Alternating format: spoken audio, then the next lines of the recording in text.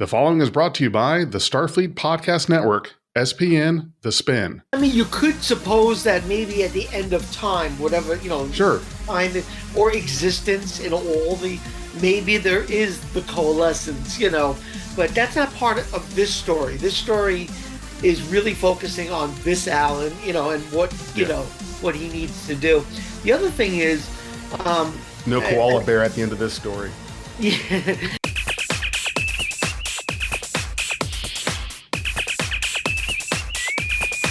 Red alert.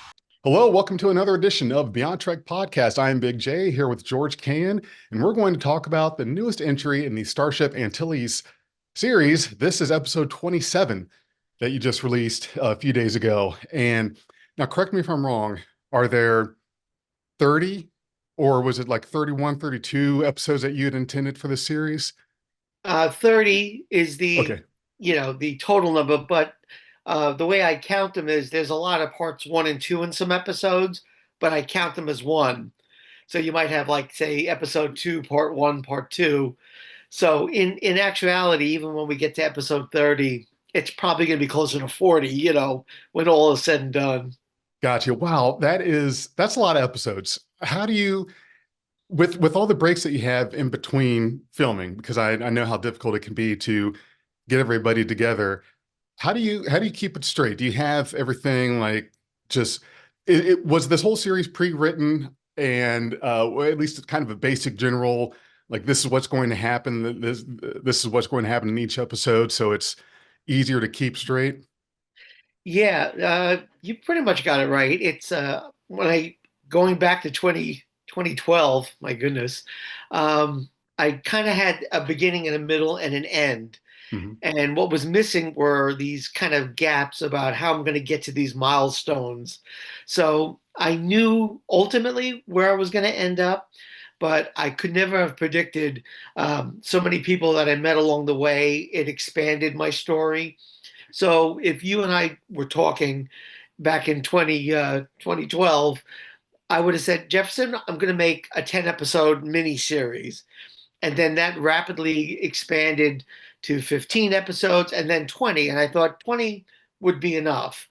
And then I met so many great people, like Vance, for example. Mhm. Vance came along, and I kind of detoured for my series in that way that gave my show more depth, but it kind of like took the story and moved it sideways.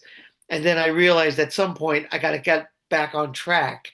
So it expanded even further. So I always said from the beginning, the series would be as long as it needed to be for me to tell the story. Right. When I came up with 30, it seemed to be the number we were going to arrive at no matter what.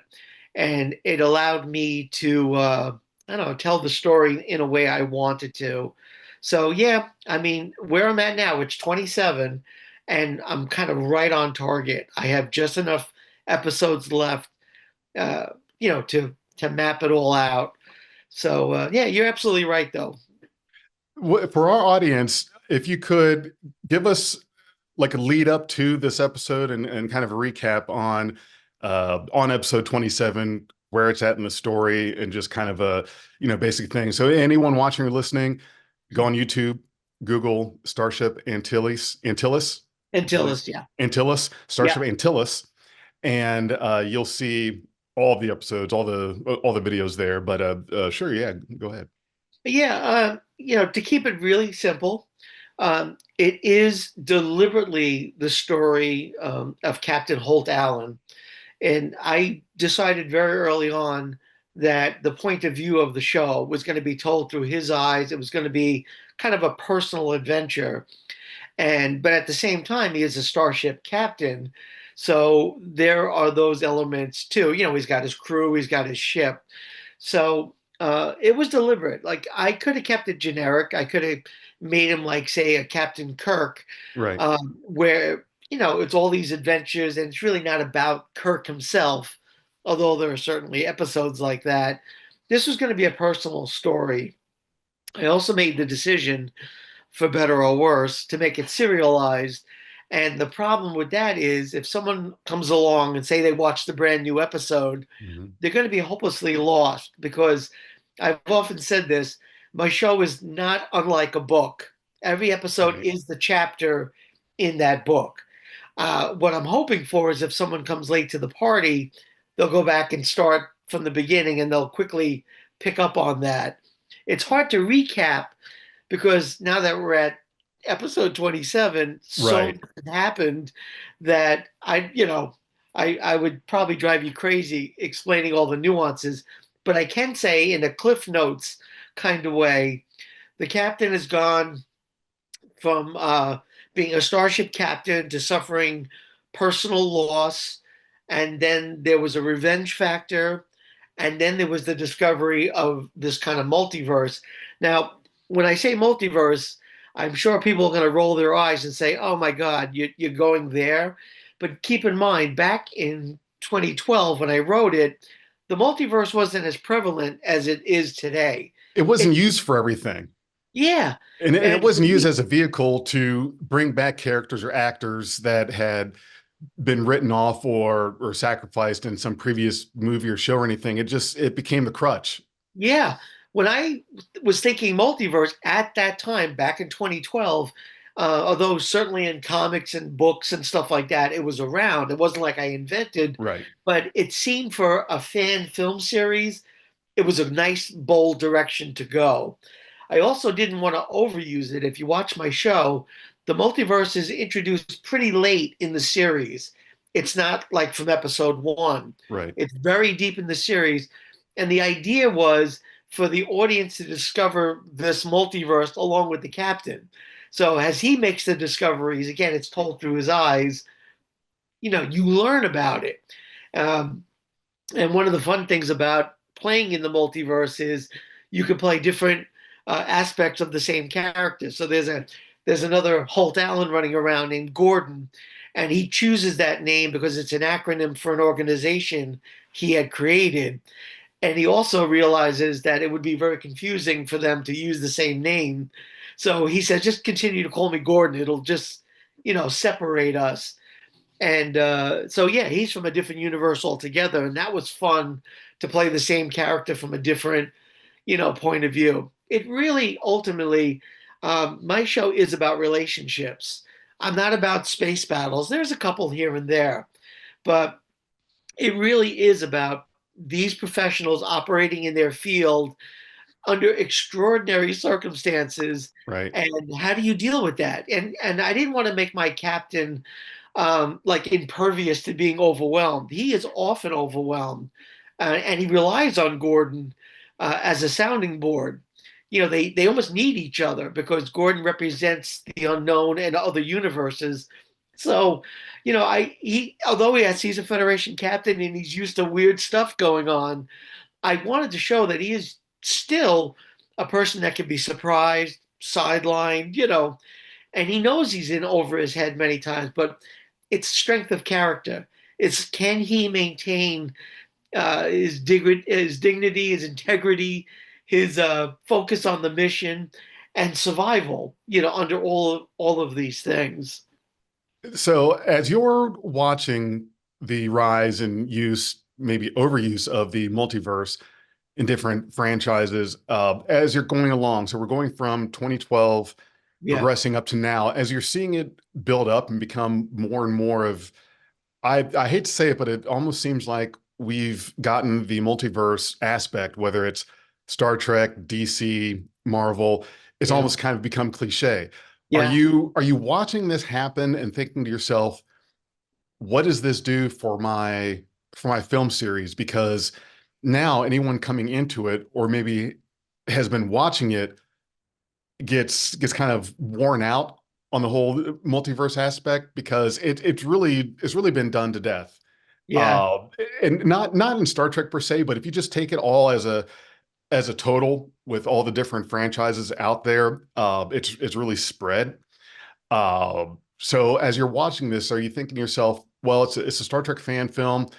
No one's going to judge it or really notice that, or are you sitting there thinking maybe this kind of messes up my story in my episodes because Now, everyone's worn out of multiverse. Jefferson, you are brilliant because yes, I did have that moment.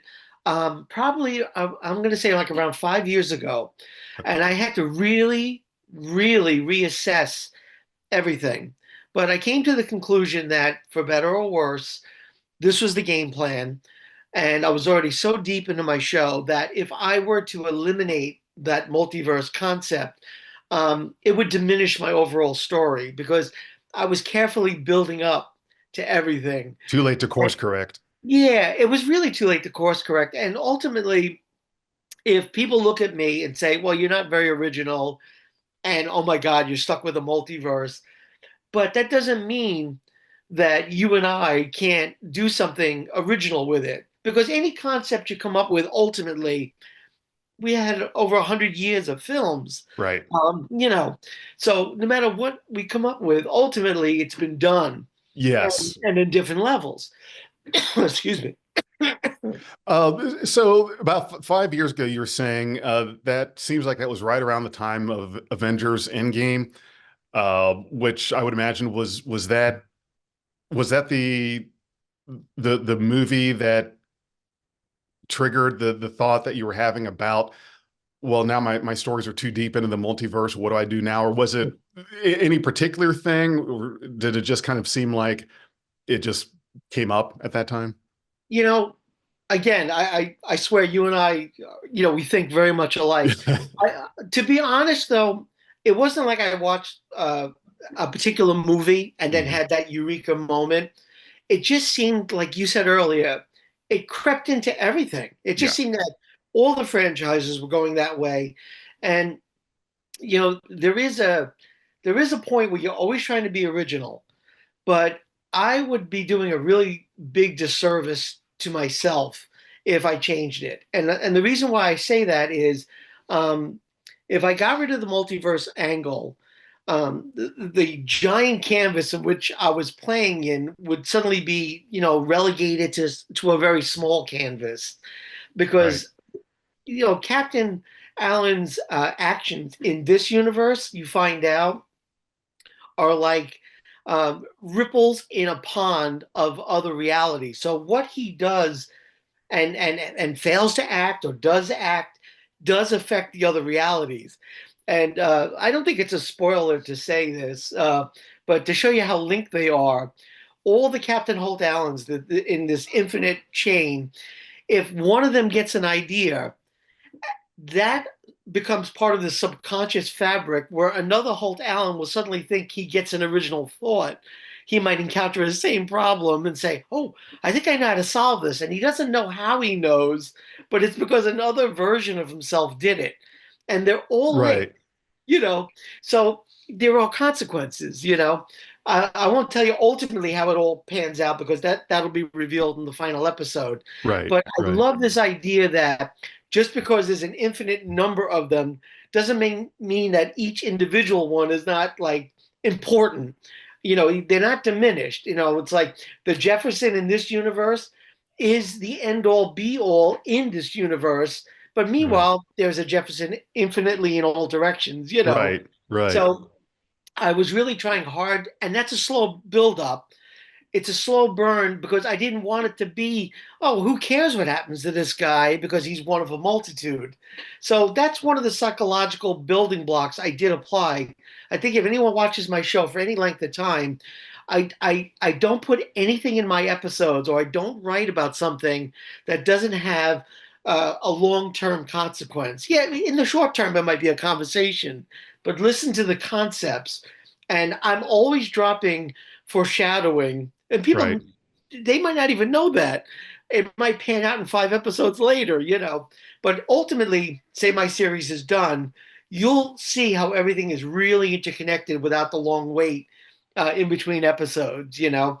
And it's all one giant story. Even though, yes, there's a couple episodes you would call outlier ones, Right. like. But even then, I always have a prologue or an epilogue that gets you back on course, pulls you back to the main storyline.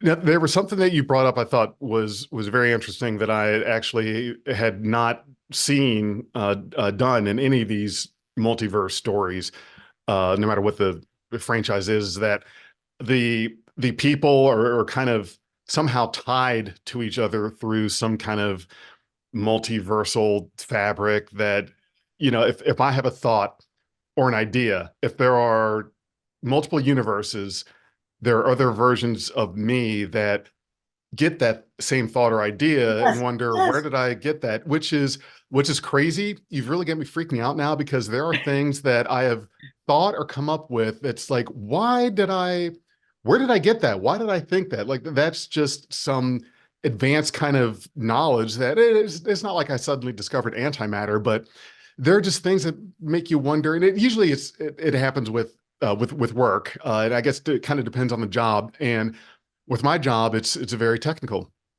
Essentially, I'm an IT manager for a medical engineering Nice. company.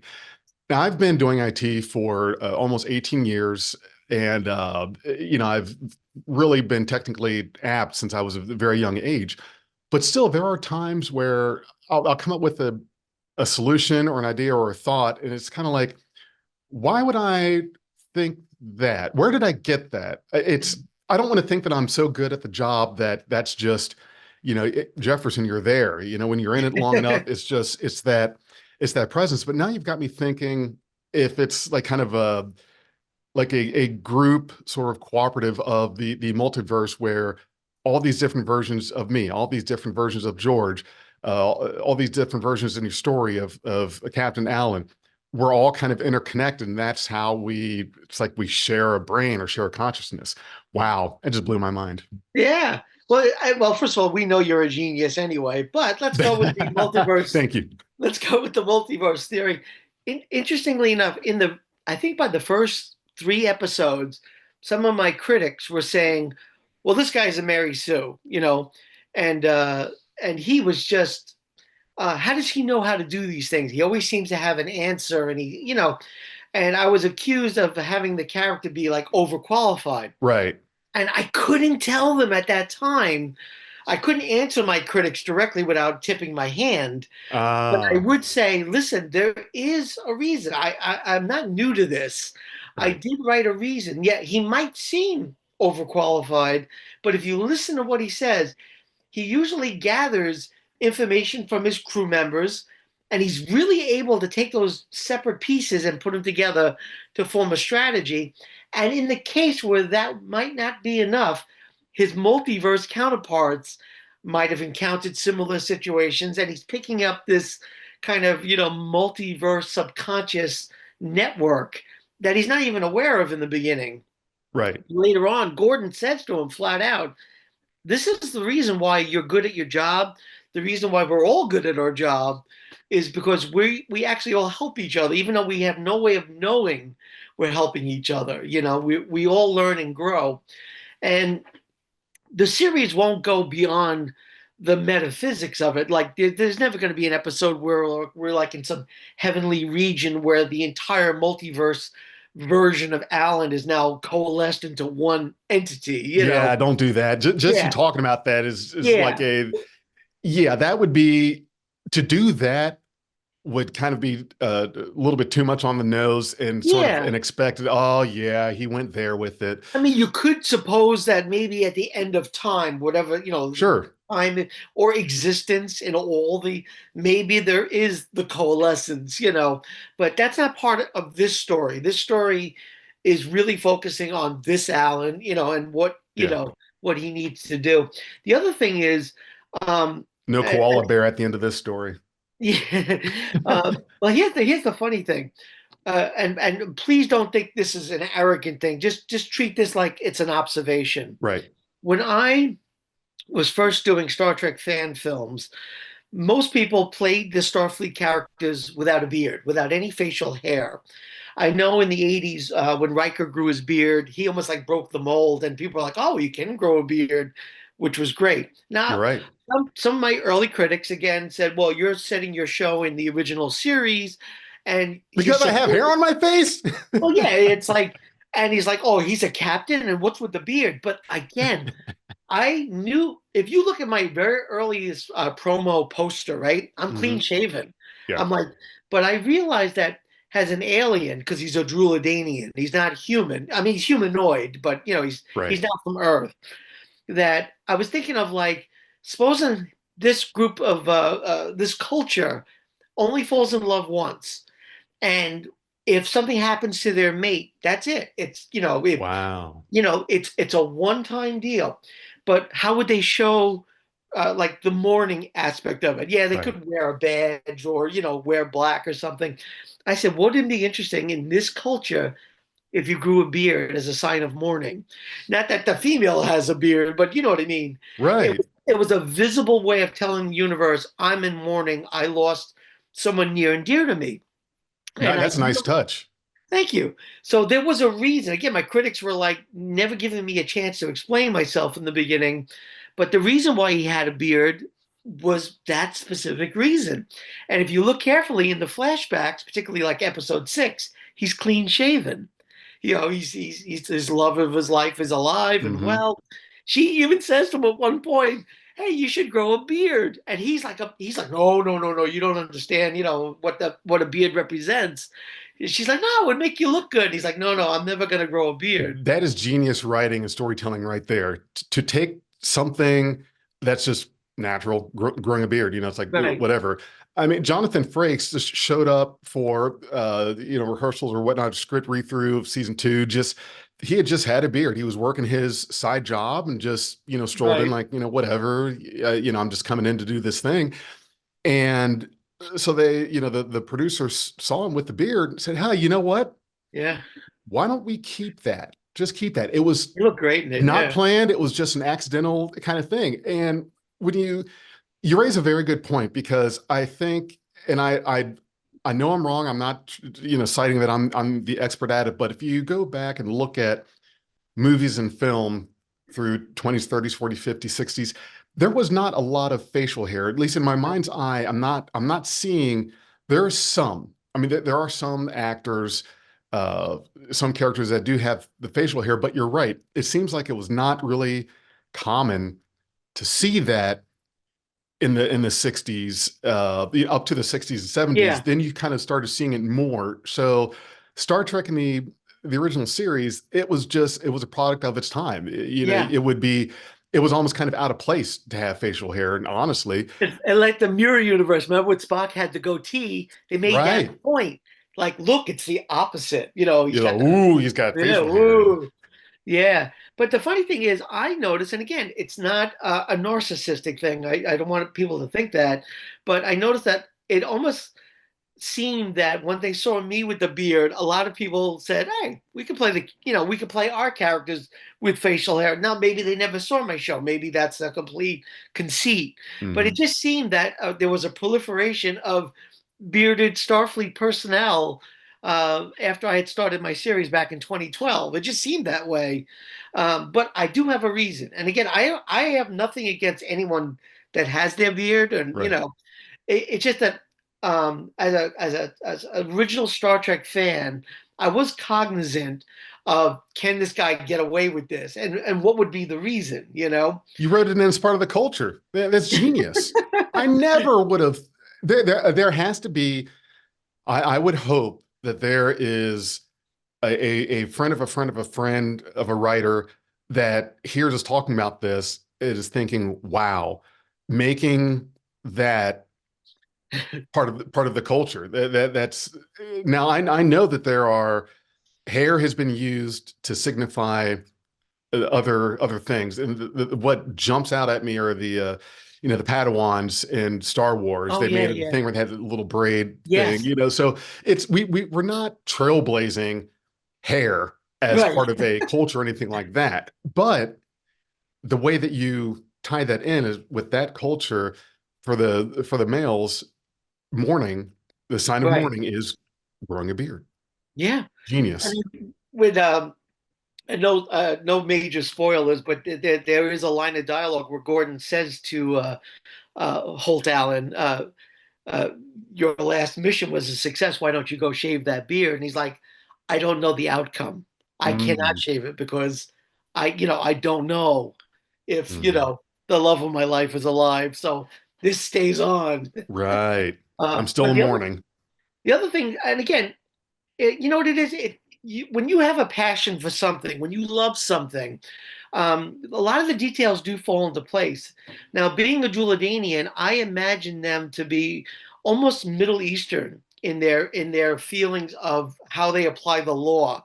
Okay. And I love that idea that it's an eye for an eye culture.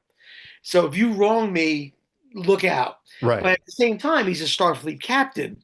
So I Yeah. wanted to do, if you watch episode 10, parts one and two, the captain's on trial. And it really does come down to a Druladanian culture versus Starfleet career and where they meet and I'm not going to spoil it, but when the judge comes upon his summation, when he's going to pronounce what he decrees, you'll see that it's where that met, where a choice has to be made. Like you might be Druladanian and new to Starfleet, but if you agree to be in Starfleet, you know you're going to have to sacrifice some of your culture. I really wanted to get into that, so it's not an easy thing. You know, the Druladanians are new to Starfleet, and he's the first captain who's of a Danian descent. So I'm always proud of that, just because I have like a low budget or no budget doesn't mean the writing can't be rich. And Mhm. I hope that I'm sure there's a culture shock because there's so many amazing productions out there, but I hope my writing and my actors bring the depth, you know, on screen. That yeah, it's paper and tape sets, but what are they talking about? What is the story? I will put up anything that I write, my stories, my characters. If you gave me $100 million, it would just elevate it. You know, Yeah. it wouldn't take away from it. So I tend to get a little self defensive, or I bristle when people go, "Oh, it's low budget. It must be garbage. It must not be worth your time." And I always say that should not be your deciding factor. Exactly. It really shouldn't be, and it shouldn't be how you judge a film. And you raise a very good, it would be a very good topic. It would almost be its own whole recording, but it's where the culture ends and Starfleet begins. Right, So as the Federation absorbs new members with different cultures, right. what what cultures are okay in the eyes of the Federation? Which ones kind of are not? And you made me think of Sins of the Father when Oh yeah, Worf went on board the Klingon ship to kill Duras. great episode. And I don't remember. I know it was because Worf found out that um, the Dora, Duras household like yeah, dishonored his father. And I'm a little sketchy on the details, but there was a reason. It was perfectly valid in Klingon culture. Like yes, textbook, perfect, it's great. You did it, that's fine. yep, But however, where it comes to Starfleet, not so much. no, And if I recall correctly, didn't Worf get an official reprimand in his record he did. for Picard, that? Picard said, on the one hand, you acted honorably, but on the other hand, I have to, you know, I have put to him write you up. up. Yeah, yeah, that's classic Star Trek. You Yep. know, uh, one of the things I will defend to the day I'm gone is the integrity of those original shows. And when I say the original shows, you know, starts with Star Trek, you know, with Captain Kirk and Spock Yep. because they're the template. But I love Next Generation too. I'm a huge fan of Deep Space Nine. I love Voyager. But all of those shows adhere to the principles of the Federation. You know, your conduct, even under terrible circumstances, these are the rules you live by. But like you said, every now and then, if your culture says, "Well, this is completely normal and we should be allowed to do this," but Starfleet says you can't, you have to make that decision. Now, ultimately, you know, Alan is a product of his culture. Right. And on the one hand, he did what was expected of him. He had to, you know, take revenge. But like the judge said, you're going to have to make a decision. You're going to have to, from this point forward, you're going to have to either just go by our rules and sacrifice your culture or give up your Starfleet career and go back, you know, go back to your regular culture. And I know that joining the Federation is completely optional. I get Yeah. that. It would just be interesting to be at the table with the diplomats talking about all the different things about a prospective member's culture that they are needing to give up and stop doing. Like really, I mean, what does that look like when you want to Yeah. join the Federation, but they say, well, but this is the part of your culture that doesn't really jive with us, so you have to stop doing it. Yeah, exactly. I mean, it's funny because I was cognizant of the fact that he is a starship captain, but I had to write a storyline that would justify why he would break away from that, Hmm. and then be able to defend his actions and say, well, look, So, yeah, it's a very interesting thing. Again, it's a slow buildup. By the time you get to episode 10, there were many episodes that were, leading up to that. I always try to end each season, which in this case will be eventually 3 seasons, on the 10th episode. And it should be a conclusion of the ride, the arc of the season, Hmm. but at the same time, give you the platform to launch the next phase of the show.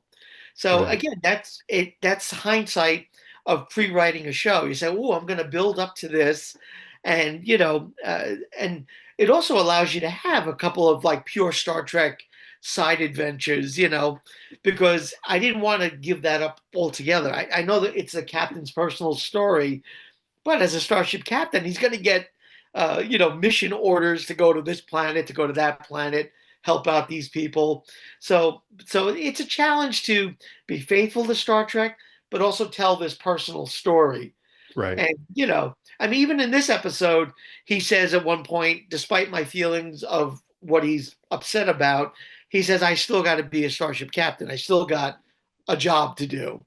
Well, let me correct my the thought that I was making before. So I would imagine that there's because the Federation is not a monolithic culture. So I would Right. imagine that joining the Federation doesn't mean that you give up every aspect of your culture. There might be a couple things, maybe, Right. but the thing is that joining the Federation is a larger overall, like we all kind of have to come to a consensus here. But joining Starfleet is down to the individual decision because we're not conscripting people. So Right.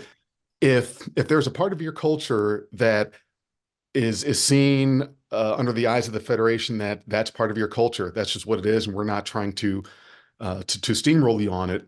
But if you join Starfleet, then you cannot do this part of it. So now you're walking into it. You may be against Federation membership, but Right. it's like, hey, the majority voted for it, and so you're in it. Okay, well, I don't have to give up my culture. Great, but if I decide to join Starfleet, that's on me. So that might be kind of where that line is that your character is part of this eye for an eye culture. Right. Uh, but once he decided to join Starfleet, Right. that's the part where you're kind of signing away that portion of it, just like with Worf. Well, nah, I mean that the Klingons No, no, you're aren't a right. member of the Federation, but No, you're you know, absolutely right. There is that demarcation point yeah. where you have to.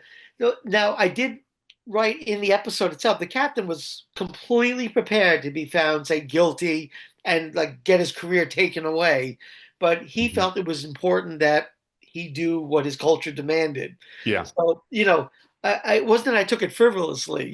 right. As a matter of fact, I Well, had like our country's in NATO, well, for now, and yeah, even though I have nothing to do with that, I could have agreed right, with it or disagreed with it. Well, that doesn't mean that I have to go and join the military and have right. to sign over whatever it is I believe or think in. So yeah, there's a little bit of a difference there. Yeah, it's a stuff of drama too, Right. because you have all of these different levels and concepts, and what can you bring to the table? Hmm.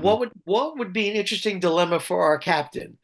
You could say, oh, okay, he comes from this, like some people would say the eye for eye is archaic, and there's no place for it in the future, but yet if you do write that as part of the character, you have to acknowledge it, because the way we grow up, the what our values are and what we're taught is right or wrong, that's going to play out, even if, like you said, you're in a military organization or whatever that says no, you can't do that.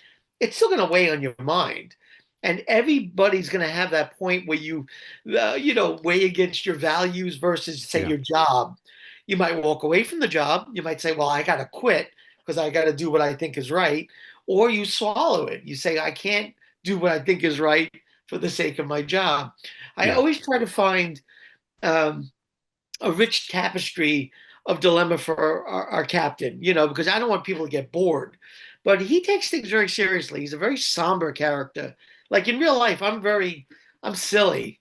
Yeah. Like I joke around all the time, and I don't like to travel, and I'm sickly with my asthma, my diabetes. I'm a very sickly person, and but Alan is the opposite. He's an explorer. He's fearless. He thinks very heavily on things, and if you throw responsibility his way, he's going to be like, yeah, I'll shoulder it, I'll do it, let's do it. So that's where the acting comes in. You try to inhabit the person with the best of your qualities and the needs of the character. So And you do it really well because he's it's and you're right. That's one of the things that I notice whenever I see your character is that this character is very different from George. This is not how he is. This is that character, and I know for me, I kind of struggle with that a little bit personally because I've got a character that I created for fan films that I play, and Disco, yes. yeah, Preston Cisco. And I'm still like trying to figure it out. I mean, everyone in every series, any show takes time to figure out their characters. And when you don't do it that often, it might take a little longer. And I can tell you that even though there's been a few things I've been in, I don't feel like I've found the character. Because when I watch anything that I'm in, I say to myself, yeah, I don't know that that's how I'm going to keep playing the character. I don't know. You're kind of still in the feeling it out phase Yeah, of it yeah. of the character, and you're not exactly sure where you're going to settle with that because you may write something and then have something in your head, but as you're performing it, it may be different. You might do a complete 180 from what you were thinking because as you're performing, it's like, oh, this doesn't work. So I have to change that around. Um, but have you found that for you playing a character that's so opposite you and your personality, did that make it easier for you or was it more difficult? There is a sweet spot where Hmm. there's the abdication of who you are and where you end in a way and where your Right. character begins. Now, if your character is very similar to yourself, you just simply try to employ who you are because it makes sense. It's like, oh, it's the same type of person. Since Alan is so serious and is always dealing with these galactic consequences, it weighs heavily on him. Also, the character is dying of an illness too. That's another major factor. I know we haven't talked about it, but he is a dying person, and he's running out of time, and he has things that he has to get done before his time runs out. So in that case, I just use my real world, like my real life health issues, Hmm. like my diabetes and my asthma. And I know what it's like to wake up and not feel good, but at the same time, there's things you got to do. So you push through it. So I try to apply that to Alan. Um, but it doesn't make sense for him to be, say, frivolous when there's so many heavy issues. When there's life and death issues, for everything that he knows and loves and respects, it doesn't make sense for him to be like goofy about it.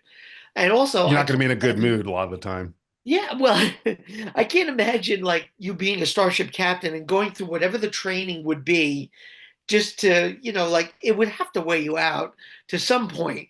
So by the time you take that center chair, you're just aware of how many eyes are, going to be on you at all times. Your bosses, everyone's going to be waiting to see what you do with this responsibility. Hmm. So I just, I kind of just all file it in the back of my head. It also helps the fact that you write a scene. So it's subconsciously, you know exactly what you want from that scene because you wrote it. Right. So for me, when I play Alan, I pretty much know just because I wrote it where I want them to be at. Now, taking that same concept to the other actors is where the directing comes in. And you just try to give your actors enough information so they can, bloom and do their thing. Because I never like to suppress my actors, but I want to give them the idea of where I'm going with it. Give them a little structure. But like I said, the reality is it's got to be believable. Like, I don't want someone watching my performance and saying, well, it's too hammy, or that's not authentic, or would he really say that? You want to be in whatever your reality is, whatever you set up, that's what you want to be like faithful to. Hmm. So unless he's inhabited by an alien virus and then he acts out of character, that's fine. If he gets drunk or gets hit with some drugs or something, then the audience says, he's not acting like himself. There's got to be a reason for it. So, you know, I'm Right. sure. Yeah. And it's very important to have a good director. The first time I had actually seen in-person director working with actors was when I went down last year for the final couple days of principal photography for Axanar, Nice. and then again a few months ago when I was out in Arkansas for the filming of Constar the Motion Picture, Yep. and to see the director, you can't just to be a good director, you've got to be able to pull that good performance out of your actors. We've all seen from the Star Wars prequels with George Lucas, you can have great actors and have subpar director, and your Yeah. actors will struggle. Yep. They may have a hard time. I mean, it was a miracle that any of those actors performed well because you don't have a good director. Yep. So the director really does make you don't think about it that often, but for those of you out there that want to get into filmmaking or watch these things, whether an actor is giving a good or bad performance, that can very well be the director. Because if the director just action, and you go through the lines, and the director's sitting there thinking, okay, where am I going to put all the CGI and special effects? All right, cut. You could get garbage, or you might have someone that's okay. Read the line like this, think of yourself in these shoes or this situation, then how would you say it? Um, and it was like, wow, that's right. It really makes you think, okay, how can I play this differently or word it like this because I've got a good director. Yeah. Um, because there's so much on your mind at the time with the lines, with the dialogue, with the character.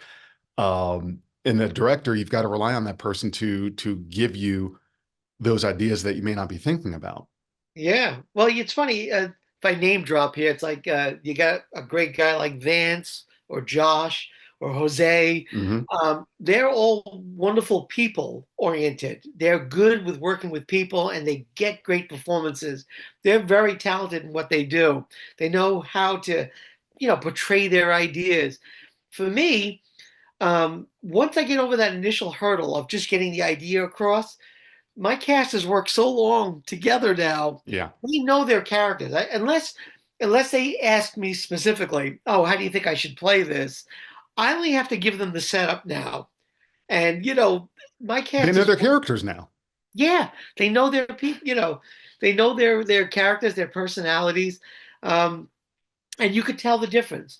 Like when I directed you, I love the fact that I just conveyed a certain amount of information. You totally understood where we were going with it, and you gave me a great performance. I can't wait to share that with you. You did a I'm great looking job. forward to seeing it. Yeah, it's coming up really soon. It's coming Good, up good. very soon. Yeah. So one of the beautiful things when you don't have the budget, when you don't have, $100 million to play around with, Right. your actors are your family. These characters are going to relay your information. They're going to tell the story, and hopefully the fans are going to look at that and say, "Oh, yeah, okay, I love these people. I love that Vulcan. I love the little green guy, or whatever it is." Hmm. And that's what you want. I will say this, Jefferson, a key that I'm very aware of is consistency. Yeah. So in other words, if I suddenly got a budget, say I got a benefactor, and he says, "Oh, I'm going to give you $3 million to make your next episode," I wouldn't take it. You know why? Because it wouldn't make sense in the context of my series. An audience is built on expectation.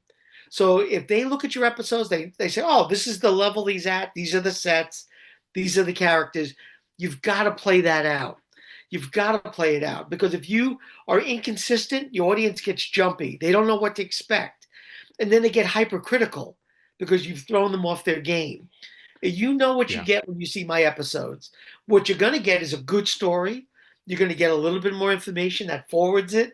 Hopefully, Hmm. you like and care about the characters at this point. Um, I'm always going to give you 100% passion for it. And you made a very, very good point because there was an episode of one of your films. Uh, it was either the first time that Advance and Frank and I were talking with you, reviewing Okay. one of your films, or it could have been another conversation another time, but we were talking about those things that makes each person's film where it's like it's consistent. You know what to expect out of Jose's films. You know what to Right. expect out of Josh's films and Sam's films. Or You know what to Frank. expect, or Frank. Yeah. Yeah, and you know what to expect out of yours. And we were talking about yours in that, George's films kind of have that close sort of cramped in a little bit submarine style Yes. thing. It's like, well, yeah, because the room he's in is like this big by that. Exactly.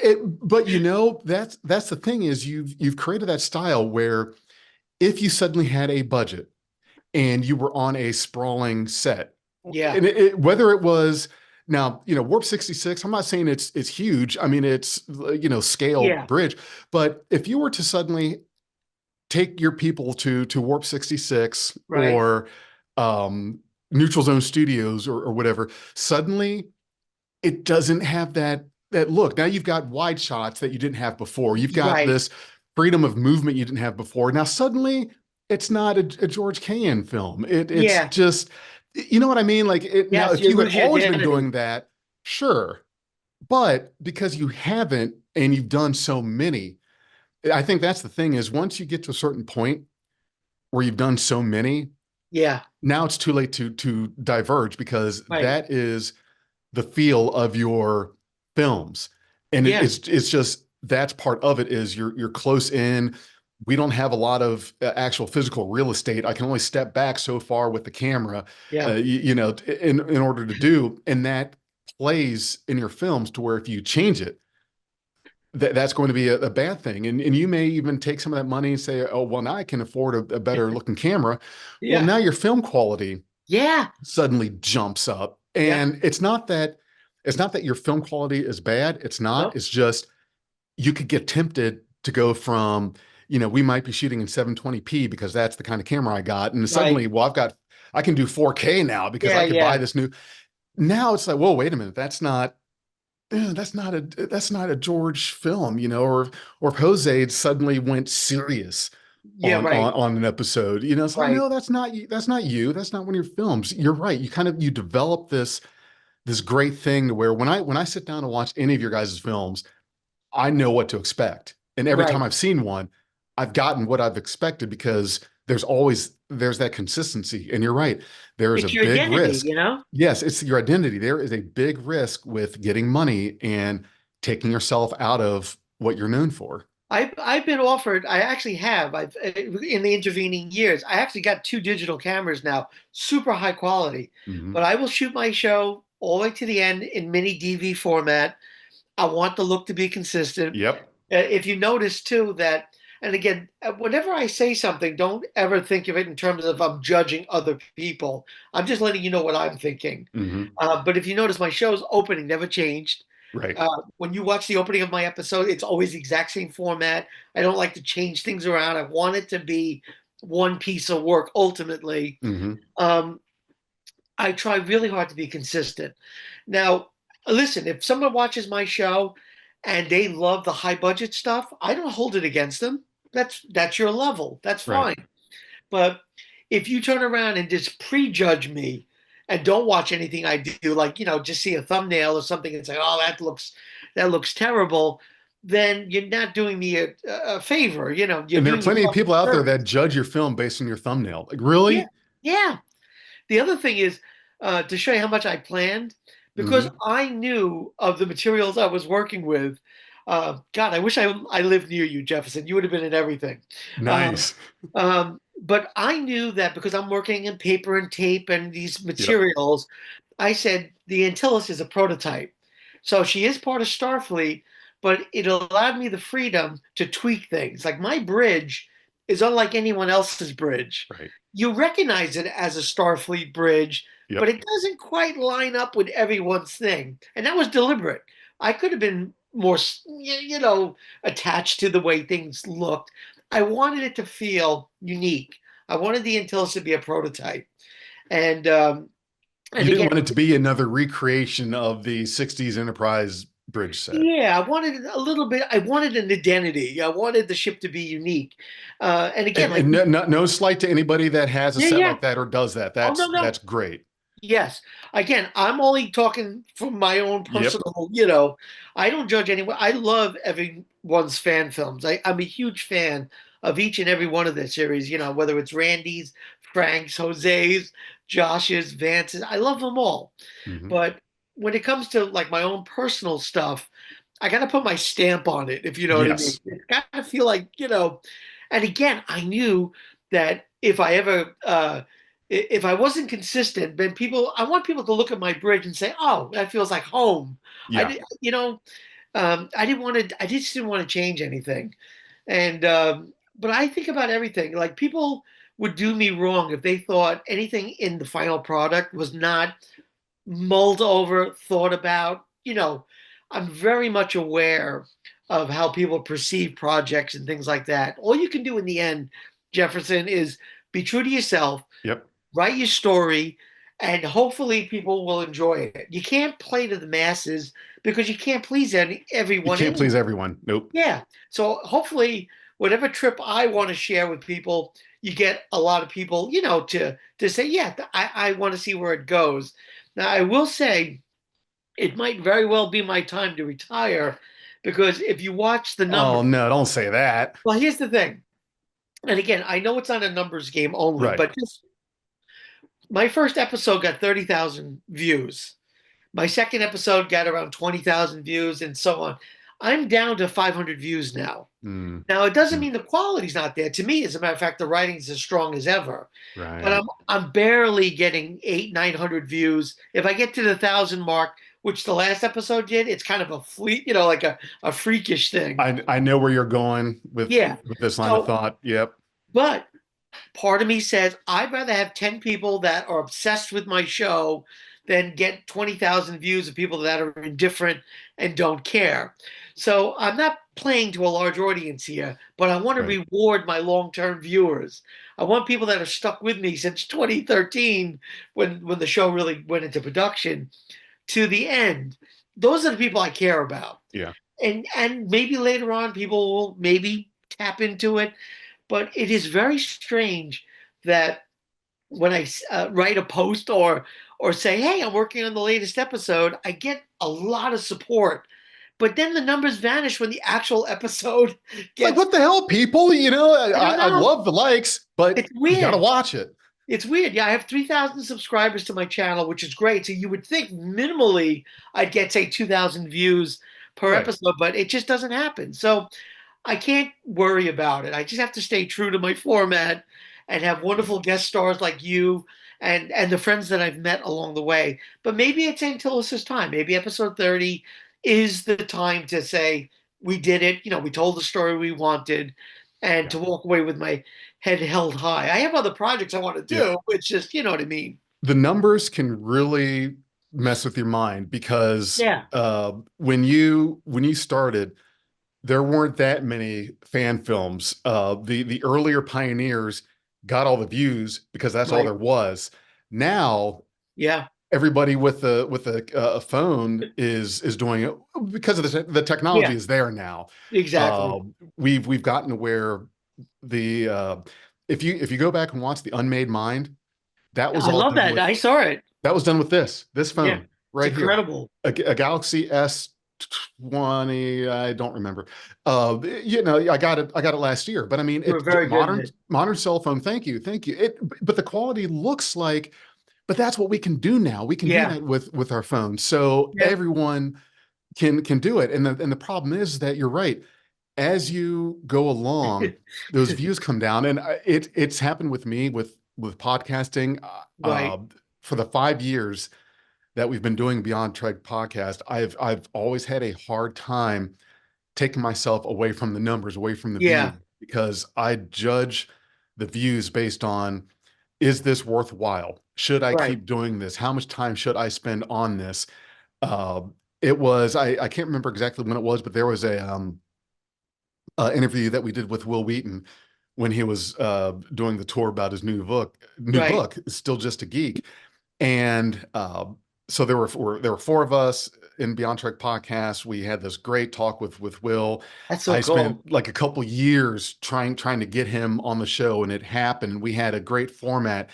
Each one of the four of us had like our own piece of our life that related to him. Right. And so each of the four of us got like our own time, even though we were all sitting there together. We structured it beforehand of okay, each of us is going to have our own like one-on-one time, and then until that person is done, the other three of us like don't take over the conversation. You may Right. like throw in a comment or something, but like that is my time. That is your time. Right. I spend probably like a good part of 2 weeks in editing this thing. I wanted to make Oh, it wow. perfect, make it great. Yeah. And it was so complicated that I ended up coming up with a problem in After Effects and the rendering Oh, that I posted in uh, Adobe's forums that is still getting upvotes and comments to this day, nice. 5 years later, because nobody else could figure out this issue that I Right. solved that Wow. Adobe couldn't figure out. So it's like that's how much it was. Now, when the episode went live, uh, I'm trying to think of the first hour. It might have gotten, I don't remember. I had the expectation of what I wanted. Right. What I ended up getting was so much below what I wanted. I was ready for this will get 400 views in the first Right. hour.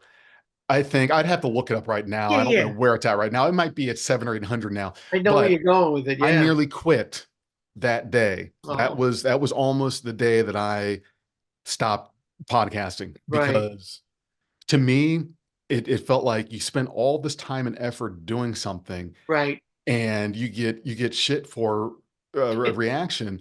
Yeah. And the difficulty is, just as much as anybody with a phone can go do a fan film, every knucklehead with a microphone can do a Star Trek podcast. There's hundreds of them out there. Like, who Right. cares about Star Trek podcasts anymore But it now? has you, Jefferson. If oh, thank you, thank you. But the thing is that these days, if your Star Trek podcast, if you're not, if one of your hosts is not someone who is on the show, nobody gives a shit. You Yeah. can't compete. You just can't. And so you've got to be one of the actors from the show to even have a chance. Yeah. And if that's not one of your shows, forget about it. You're just in the Yep. crowd.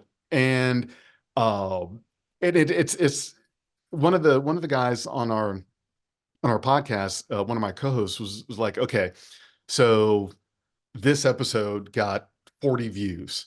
If you Right. were sitting in a room with 40 people that were there for you, Right. listen to you talk about Star Trek, how'd that feel? Well, shit, that'd be pretty cool. I'd like that. I like being in a room full of Sure. 40 people. Yeah. Okay, well, then why does these 40 views bother you? Huh. You know, okay. I kind of see your point there, that yes, I would be thrilled if I was in a room full of 40 people that were all sitting there watching me talk about Star Trek, but for some Yeah. reason, I turn my nose up at 40 views on YouTube. And that's it's a very good point. And that's right. It's tough because we do want more subscribers. We Sure. want more views.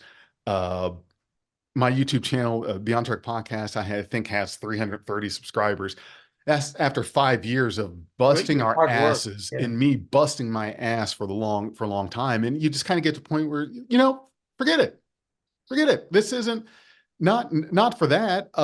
But you're right. It's tough. It's tough to not get Because fixated you on the work, you numbers. know what it is? You're putting your heart and soul into your Yeah. project. You know yourself that you're putting everything into it. And so you want to share that. You want to say, look, I work really hard. I want people to see it. After I edit any one of my episodes, this last episode, I spent maybe 70 hours of editing.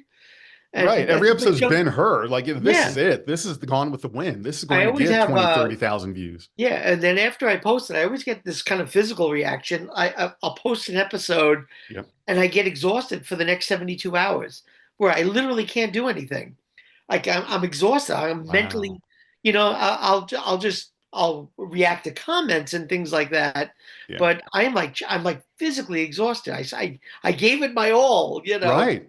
Um, the other thing is normally I film things, oh my goodness, I mean, I film things sometimes years ahead because it's all pre-planned. Yep. But in this case, what I've been doing, and I'm giving you an exclusive here for whatever Nice. it's worth, Okay. for episodes, 28, 29, and 30, there are parts I deliberately did not film yet until I get up to them because I wanted to just have that kind of like mental pressure of the moment. I didn't want to do it, like from the comfort of time. I Right. wanted to be like, okay, we're up to this, go, like Yeah. and I did it deliberately. So up to now, everything has been, like, well, even except for your scene, because I already filmed your scene, but you're an exception in this case because I have just been, getting everything ready because I want to be in the right mental space. I Yeah. want to feel the urgency. But I will say this if I didn't write this series out originally and was going on an episode, like one episode at a time, I don't know if I could survive that pressure. Because Right. some of the comments are like, oh, that's your best episode. You'll never top that. You know, Boy, I mean, not that I don't love that kind of comment, Right. but then you're thinking, God, where do I go from there? But since it's pre-planned, Yep. it's like, I'm glad you like that one. I already have the next one lined up. So it does take a little like, and I will. Oh, here's another exclusive for you. I already, and I know this is going to be a contradiction to what I just said, but you'll bear with me. Hmm. I filmed and edited the last moment of the last moment of the last moment because that was too much pressure. I wanted that done to make sure I got it right. Wow. You didn't want that hanging over you. Yeah, I didn't want that hanging over me, right? So, although 90% of that episode is not shot, the very last thing you'll ever see in my series is edited. It's in the can. It's been scored. It's just waiting to be put in place. Wow. And I'm so Okay. happy with the way it came out. It's exactly what I envisioned back in 2012, and to realize that and to make it happen was very special. But even when I was editing it, and it's been done now for about 6 months. Wow. Okay. Yeah. But 6 months ago, even when I'm editing it, even though I wasn't even near it, I was still feeling the pressure. I'm like, Yep. it's going to be the last thing they're going to see. Oh my goodness. And I'm putting this thing together and I'm tearing it apart and I'm putting it Yep. together. And I'm like, I'm so glad I'm getting this done now. So, Well, now you can properly build up to it because right. it might have been in your head, like you had a general idea of how it would end. But now that you've shot it and did the Right. editing and it's there, like Yep. you have your endpoint, Yes. which makes that even stronger because if you look at any film or series that banks on sequels to tell the story or multiple seasons, taking a big risk. How many movies have we Right. seen that was set up and done with the expectation of the sequel, but that movie didn't do well, Right. so it just left open ended? And if you, I'm going to go, way back old school with you. It's I one of the love it. reasons why season 5 of Babylon 5 was kind of Uh, so flat. but yeah. It is because J. Michael Straczynski, he had this 5-year plan. Yes. What happened though was around season 4, the guarantee of the season 5 wasn't there. Like it kind of fell off. He did not know if that was going to happen. So he had to quickly tell his story and get it Yep. done in that 4 seasons, and it was somewhere near the end of the fourth season. It was, oh yeah, you'll get your fifth season. Yeah, the Shit. ratings went up. And when the ratings went up, they're like, yes, we're going to greenlight your fifth season. And meanwhile, he told the story. Yeah, he told right. It just the story was just about told, and Yeah. now you've screwed the storytelling Yep. because Yeah, the suits you ruined it in that you made the respect. guy think that he had to either condense it down to tell it or take the chance and leave it open ended and not get your fifth season.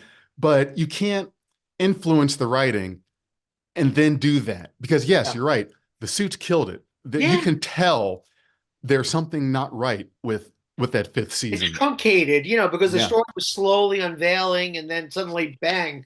I can tell you this. I mean, and I'm saying this to you, and I genuinely mean it. mhm. Um, Once Antyllus is done, it's pretty much done. And Right. there's a couple of reasons for that. You'll see how the story plays out. Yeah.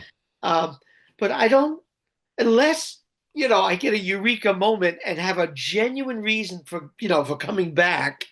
Your I story don't. has a beginning, middle, and end. It has a beginning, middle, and end. Yeah, and it would be very, very. How would you say?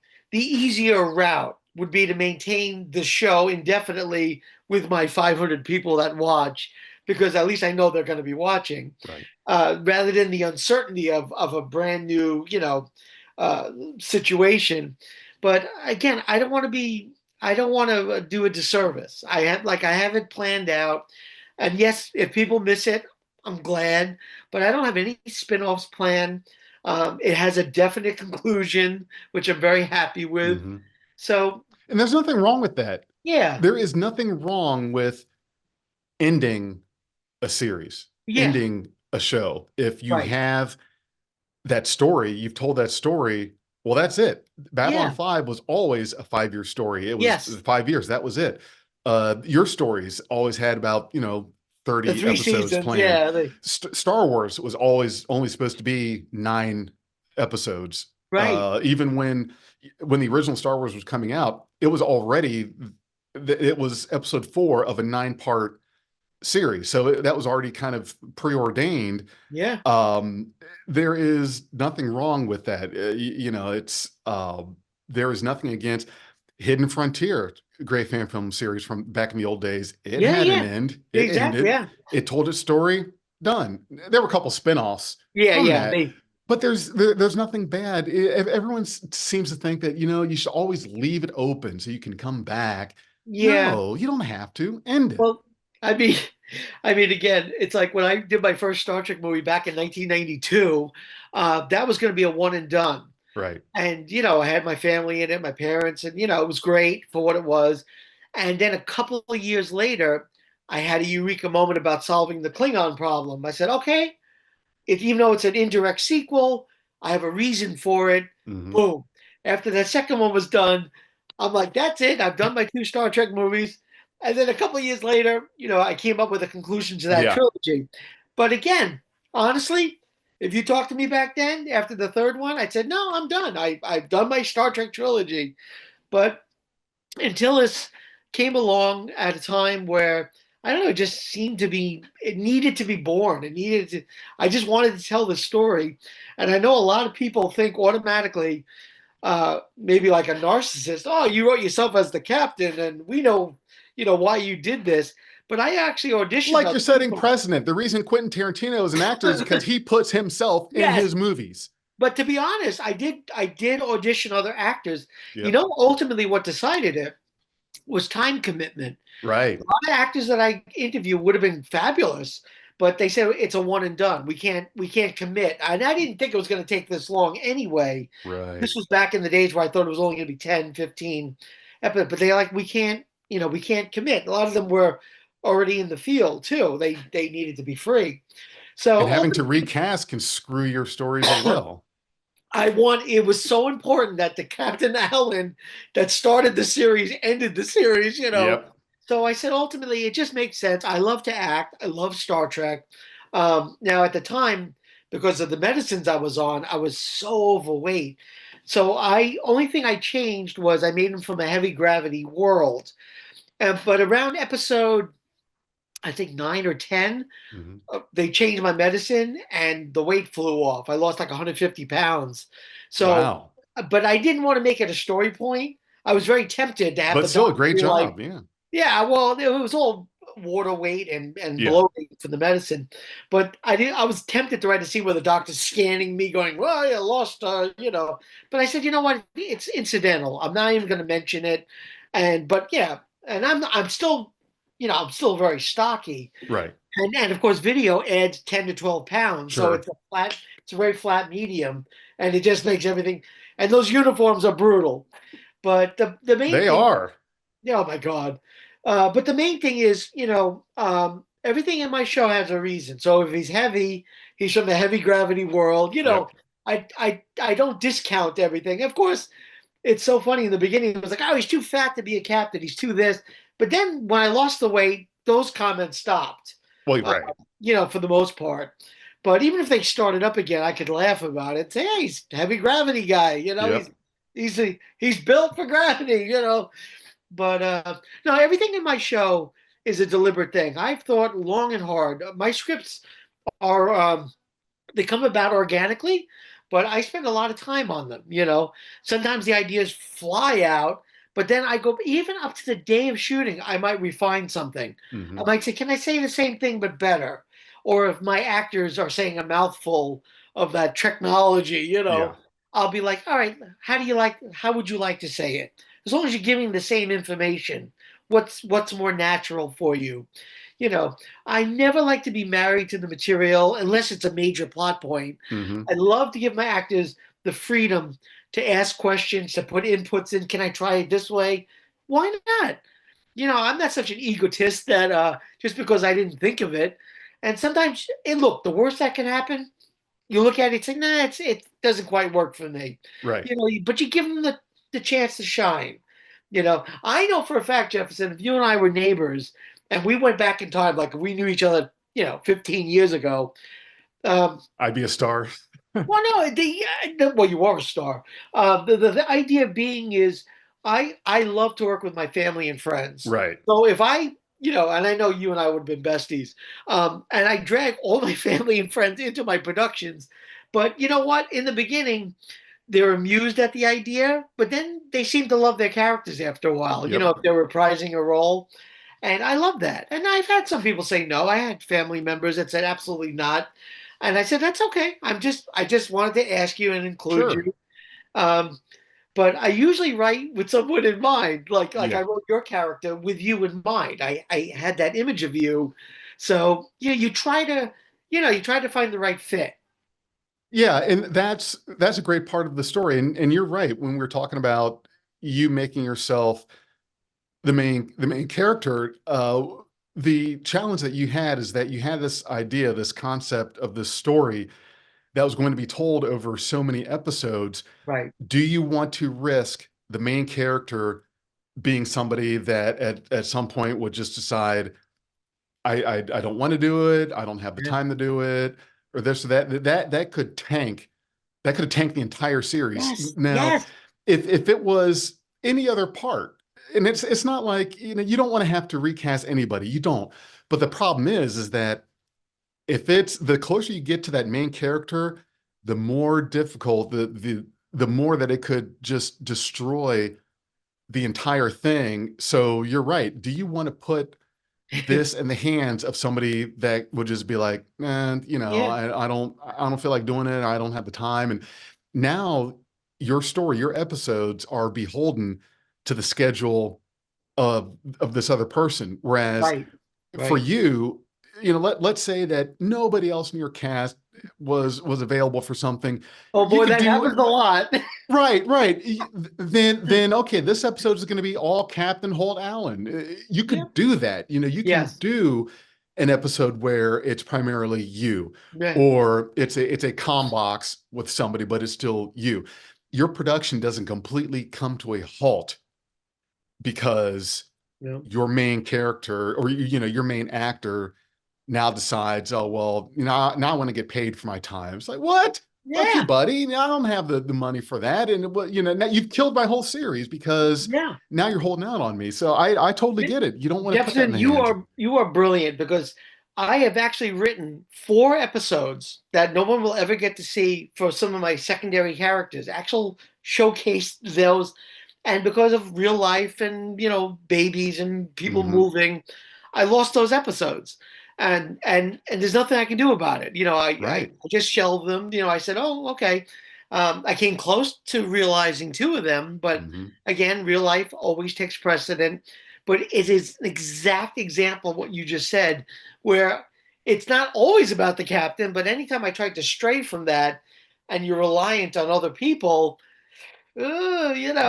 they're not available. In the case of one of my actresses, she got pregnant and then moved to Canada on me, and Oh man. and there was nothing I could do. And we even originally said, well, when you come back and visit family, maybe we can film when you're back, and it just never worked out. So, Exactly. and you can't pressure people, and they change. People age and they change, Yep.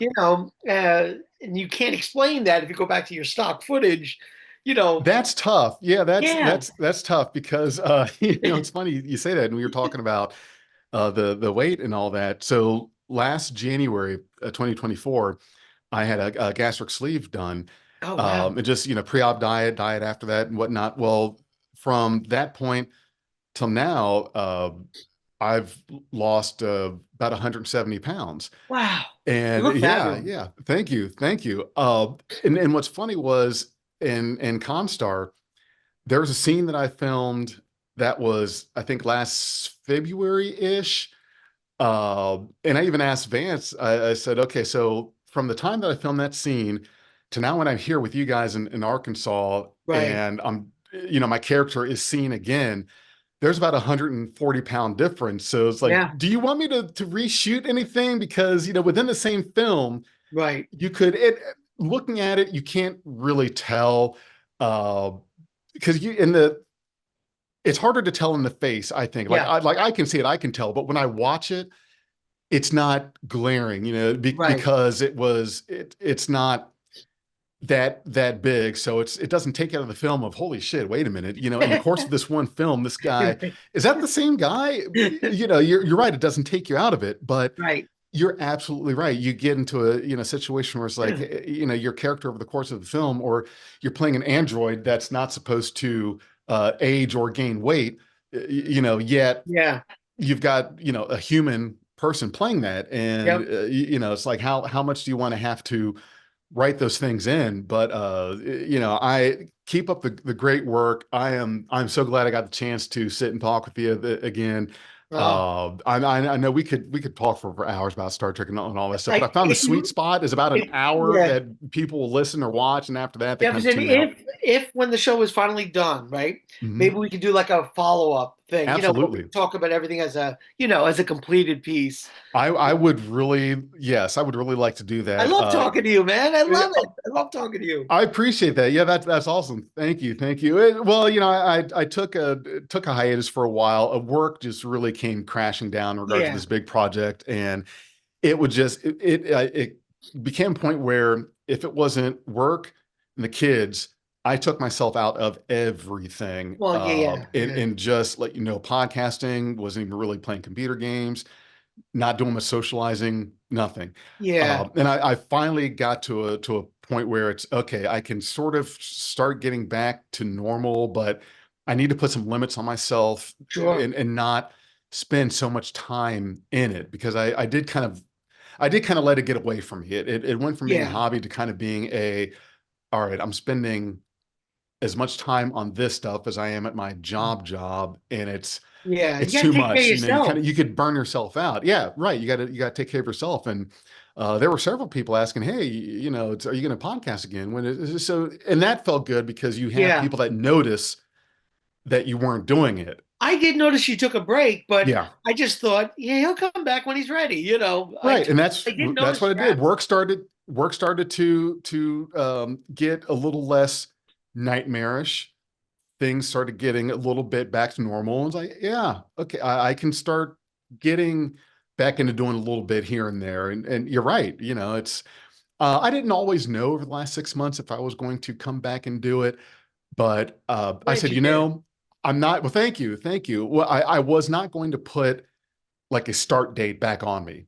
It was going Right, to right. be, if it's going to happen, it's just going to happen. And what what what got me back, kind of kicked it back in, was Section 31 coming out. I said, you know what? I've got some problems with this, and I want to talk about it. I want Right. to, and so I asked one of our co-hosts. Said, hey, let's do a recording. Because I got some beef I need to I talk about love it. with this, Love it. and it just sort of, it's like, okay, Yeah. Big J's back. Do a little review here or there.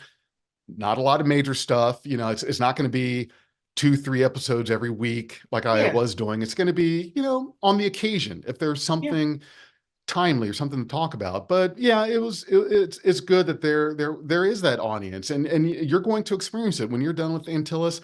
There are going to be people that say, miss your show, hope it Yeah. comes back, things like that. I But mean, yes, we all we could do in the end is, the best we can do. yeah, We put ourselves out there, but there is a time where you need to take care of yourself. When you say, I gave you everything, I need to take care of me, and it's good to have you back though. You're an amazing personality, thank and you, I thank think you. you're an important figure in the fan film community in general. I So I think it's appreciate that. great. I really do, and it really does help when the people notice your absence, Yeah. and then they say something when you're back. Because both of those happened. There was a we do see your absence, and then we do see you're back. Right. And those comments really do mean a lot for people, because it kind of reinforces that you're doing something good, you're doing something that people do notice, and they do appreciate. And even if it's 15, 20, 30 listens or views each episode, you've got that core group of people that follow you and value what you're doing and like Yeah. what you're doing. And I keep telling myself, if those 30 people were sitting here in a room with me, great. I should be just as okay with with that. And it really, it helps the motivation, Yeah. to know, because I did, got comments from you and from Josh and from others, like, glad to see you're back, Yeah. and things like that. And there were And good some that, quality too, Jefferson.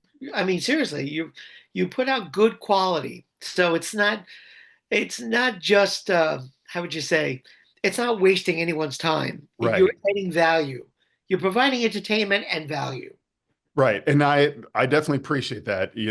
That's great. And that's why I like doing it. That's what keeps me in it, is having these great conversations like this, and Yeah. talking to people in the fan film community, because even though there's 200 some podcasts out there, there isn't a podcast that does that coverage of the fan films, and so it's still a market that is, more or less untouched.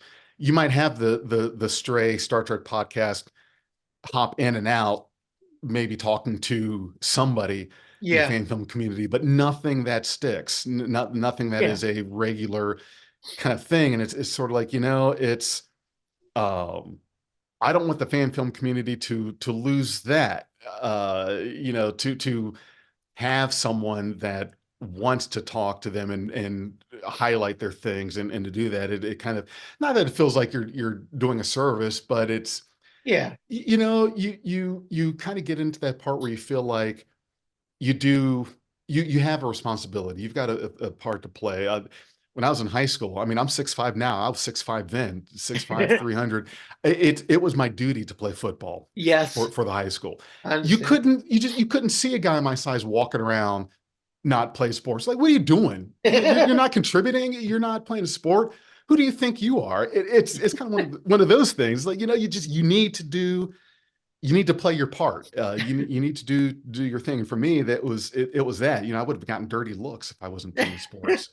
Look, I'll talk to the 5 people that watch my show, and I'll tell Yeah. them to watch you. Okay. Thank you. Yes, yes. It's that is great. I will take the extra, the honest extra views, but thank you. And I do like being able to highlight you guys, to sit and Yeah. talk to, doing the rounds, because Yeah. I've gotten behind. I've talked to Jose, talking to you. I've got to get Vance back on the schedule at some point, talk about Constar. Yeah. Of There's course. Frank and Sam. I'm going to be talking to Sam at some I point. love them all. All They're those all guys, great, great people. yeah, yeah. So it's like, yeah, I've got to circle back around, Steve Oh yeah, and all of those guys, Steve Harris, Jim. right? Yeah, Steve Yeah, I Harris love and Steve is a great guy too. Yeah, yep, and talk with Jim, with all of his films that he does, so it's, yeah, I've gotten behind. I need to that's do the okay. rounds again and get everybody back in, talk to Alec again and just all of them, get Yeah, everybody. It's going to take some time. I don't want sure. to squeeze everything in. I've got to remind myself, okay, don't Pace overdo yourself. it because that's what you did last time Right. and took yourself right out of it. Like, Pace yourself, man. Pace yes, yourself. slow and steady wins the Yeah. race. I'm probably not. I mean, I'm way behind schedule because I've been sick. This winter's been very brutal Right. on me. But I'm thinking by June everything should be wrapped up. Okay. Now again, it could be earlier than that, but at this point, it just takes so much effort and time. Yep. I had planned to be done by now originally, Right. so Sure. but just to for you to mark it in the back of your mind. Uh, Absolutely. Oh and yeah. Yeah. and of It's, course, yeah, I'll be in touch with you anyway to let you know when your episode comes out. yep. Anyway, Yeah. Well, we've already got it down. It's when you do that last episode, we are yeah, going to do a thing on that, something, whether I'll try to get it's, a few of the actors around if I can. that would be great. Let's just, yeah, plan that ahead. When this story wraps up at some point after it's been on YouTube, we're going to have the cast, yeah, two, three people. If you can manage it, If I it's can, great. Or if yeah, it's just you, that's fine. I mean, we yeah. we spent we spend plenty of time sitting here talking, so I've that's never been great. accused of not being able to talk, so Well, you and me both. I mean, there's so much to say. Yeah. Every time I say something to you, in the back of my mind, I'm like, well, there's like 15 other things about that I could talk about. It's just a lot. It's like anything else. Yep. It's there's a million ideas floating there, and you just try to get one out.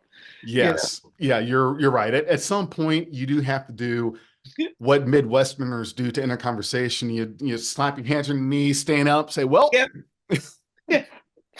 But Jefferson, honestly, thank you so much for doing this. yeah, I had a blast as always, and yeah, thank you. we'll do a wrap up together.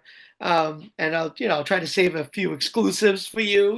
I appreciate that. Yes, yes. Yes. You save a little something exclusive. I really appreciate that. Thank you. All right, my friend. I'll let you go. You have a good one, all right? And pace yourself. Take care of yourself. We Yes, I need will do that. you. I will do a better job of pacing myself, taking care of myself. We need you. Thank you. Thank you. That really does mean a lot. I appreciate it. Thank you. Glad to be getting back into it. Thank goodness. Can't wait to see the rest of Starship Antyllus Oh, and how it thank you. goes, how it ends out. So yeah, we will be talking more again soon. All right, my friend. Have a great night. Thank you. You two have a great night. Live long and prosper, You George. too. And I will talk with you again soon. You're the best, man. Thank you. Thank you. All right, bye. Bye. We are Beyond Trek Podcast. Lower your inhibitions and surrender your ears. We will add inspirational and hilarious Trek content to your day. Your attention will adapt to subscribe to us. Resistance is futile.